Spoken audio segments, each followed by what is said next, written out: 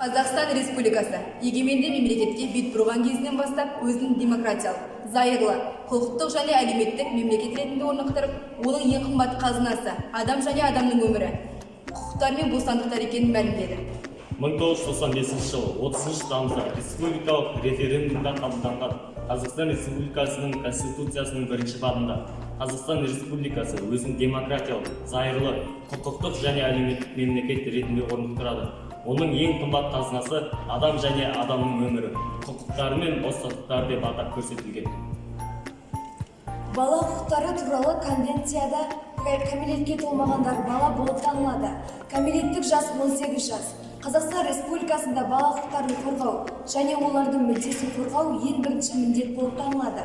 Осы мақсатта елімізде 2002 жылы 8 тамызда Қазақстан Республикасының бала құқықтары туралы заңы қабылданды. Құқық бұзушылық қоғамға зиян келтіретін және заң бойынша жазаланатын қоғамға қарсы әрекет.